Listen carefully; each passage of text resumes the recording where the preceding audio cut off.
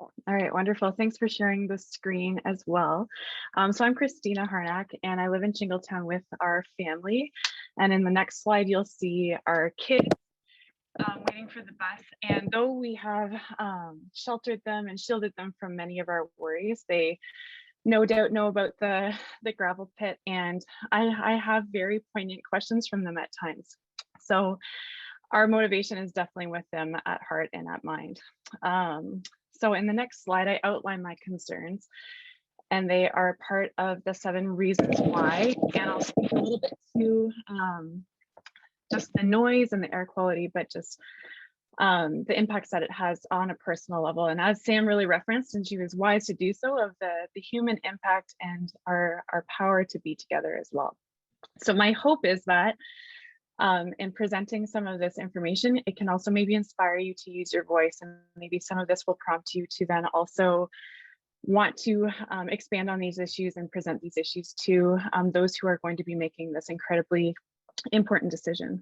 So on the next slide is an image that many people should be familiar with, and I think it's so compelling because it really has a look at the health impacts, economic impacts, the visual, the ecological impacts, and that we really have to look at this globally. And we cannot look at any of these issues in isolation. And to do so would be incredibly, just not encompassing of the big picture and the larger impacts. So on the next slide, I'm going to speak to information that I learned listening and attending the March 22nd delegation in March 2021. And I encourage you, if you didn't, this is the Wilmot Council meeting, and it is available, and the minutes are there, and there is so much data. So I did want to just highlight some of the things that really stuck out for me as a parent, and as someone who's concerned. And I wish I could unlearn much of this, and with sharing this knowledge also feels that there's great responsibility, but once you learn it, you can't really unlearn it.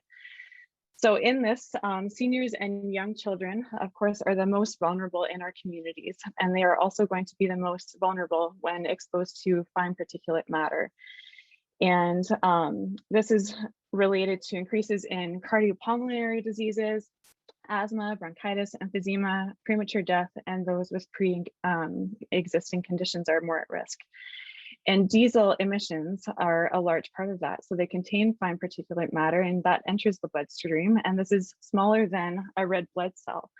We know that diesel fuel is dangerous and not good for us, but it has been classified as carcinogenic to humans by the IARC. And in the next slide, there are numerous documentations and studies, and I think the studies that are really important are those that are recent, and those that are including Canadian data. And it was the Lancet Planetary Health, which released their data in 2020, and this includes data from the United States as well as Ontario. But as a result of increased exposure to fine particulate matter, with this, they identify then impaired cognitive function, accelerated cognitive decline, Parkinson's disease, Alzheimer's disease, and dementia. And someone who has both Alzheimer's in my family line as well as young children, this is front of mind in terms of my concerns of what this will mean for us as we live less than 1,000 meters from where this proposed location is. There are other studies to explore. And again, if you haven't seen the minutes from some of the council meetings, and this one was on March 22nd for Wilmot Council, it is so important to go back and review some of the amazing data.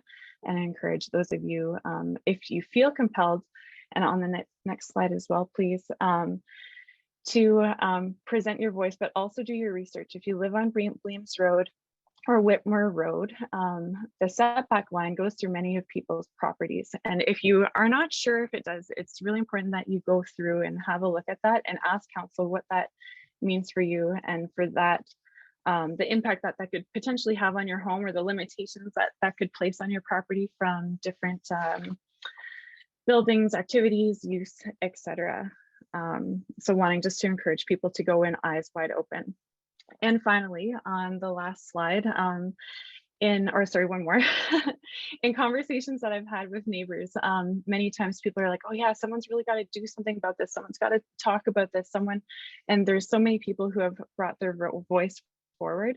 And I think this is a time where I really want to respectfully and gently, but at the same time, compel you to add your voice to what we are trying to do in terms of asking that it is important that Wilmot Council say no to this rezoning.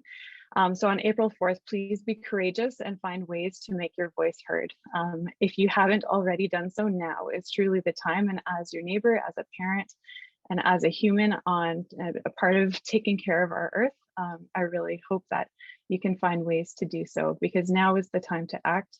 And one cannot sit by and expect someone else to do the work. We all have a part to play in that.